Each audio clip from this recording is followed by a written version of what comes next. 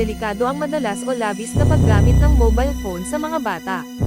Narito ang mga dahilan kung bakit ito nakakasama sa kanilang kalusugan at pag-uugali. Una, ang masamang epekto sa mata. Ang blue light mula sa screen ay maaaring magdulot ng paglabo ng paningin, pamumula ng mata, at pagkapagod ng mata, eye strain. Sa katagalan, maaari rin itong makaapekto sa quality ng tulog dahil naaantala ang produksyon ng melatonin, hormone ng pagtulog. Pangalawa, ang maaaring makaapekto sa pag-iisip at konsentrasyon. Ang labis na paggamit ng cellphone ay nakakapagpahina sa focus at memorya ng bata.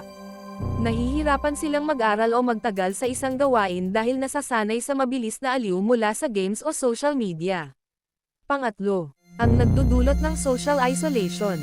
Mas pinipili ng ibang bata ang makipag-usap sa online kesa sa totoong buhay, kaya nahihirapan silang makisalamuha o magkaroon ng healthy na ugnayan sa ibang tao. Pang-apat, ang nakakaapekto sa tulog.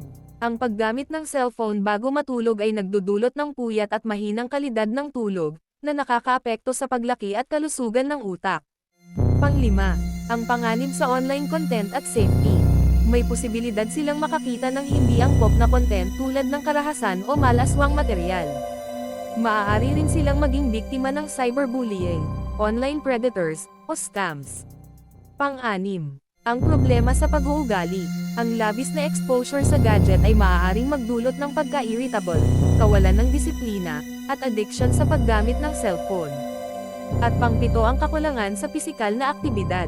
Dahil laging nakaupo, tumataas ang posibilidad ng obesity, mahina ang buto at kalamnan, at mababang resistensya.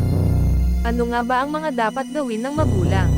Una, limitahan ang screen time, halimbawa 1 hanggang 2 oras lang bawat araw para sa school-age kids.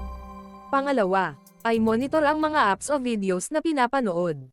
Hikayatin ang mga larong pisikal, pagbabasa, at pakikisalamuha sa totoong buhay. Guys, nagustuhan nyo ba ang video na to? Follow na, like, and drop your comment below. Thanks for watching.